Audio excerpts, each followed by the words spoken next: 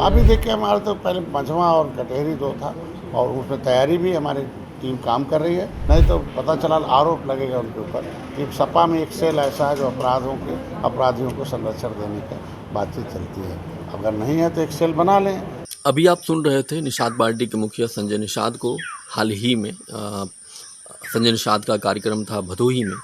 ये कार्यक्रम होने के बाद जब वो पत्रकारों के सवालों का जवाब दे रहे थे, किसी पत्रकार ने जब उनसे पूछा कि इस बार जो निषाद पार्टी है कितनी सीटों पर चुनाव लड़ने वाली है, खासतौर पर जो उत्तर प्रदेश की 10 सीटों पर उपचुनाव होने वाला है, इन 10 सीटों पर निषाद पार्टी कितनी सीटों पर चुनाव लड़ेगी, तब वे जवाब देते हैं कि साल 2022 में जिन सीटों पर निषाद पार्टी ने अपने उम्मीदवार उतारे थे, उन सीटों पर निषाद पार्टी चुनाव लड़ेगी। वैसे अभी ये उस तरह कन्फर्म नहीं है, क्योंकि बीजेपी भी अपनी तैयारी वहाँ कर रही है। हम 10 सीटों पर चुनाव लड़ रहे हैं, मतलब कहने के लिए 10 सीटों पर, लेकिन अंदर खाने बीजेपी और निषाद पार्टी के बीच में काफ़ी कुछ चल रहा है जो दिखाई नहीं दे रहा है। लेकिन एक सुर में लोग भाई खड़े ही हैं, क्योंकि भाई निषाद पार्टी की हालत तो देख ही रहे हैं। उनके लड़के परवीन निषाद खुद चुनाव हार गए इस लोकसभा चुनाव में, और आप ये भी देखिए कि परिणाम के बाद जो है, जब लोकसभा चुनाव का परिणाम आया था, जिस तरह बीजेपी को यूपी में झटका लगा था, तमाम उंगलियां जो है सीएम योगी के ऊपर उठ रही थी।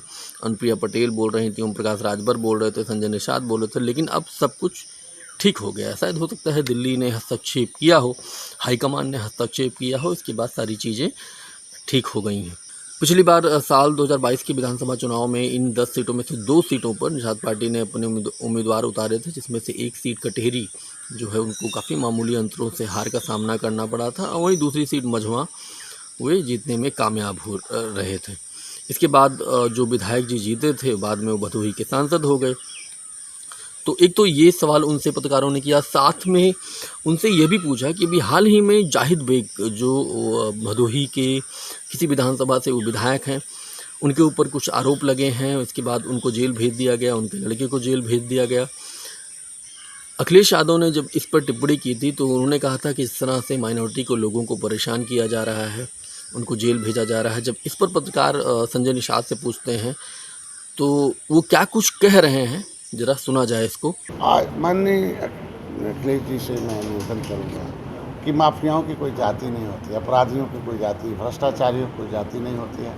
और अब वो समय ख़त्म हो गया कि इन अपराधी भ्रष्टाचारियों के सहारे सत्ता में थे। इन्हीं की वजह से अब सत्ता से दूर हो रहे हैं। इनको संरक्षण न दें, नहीं तो पता चला आरोप लगेगा उनके ऊपर कि सपा में एक सेल ऐसा है जो अपराधियों को संरक्षण देने का बातचीत चलती है।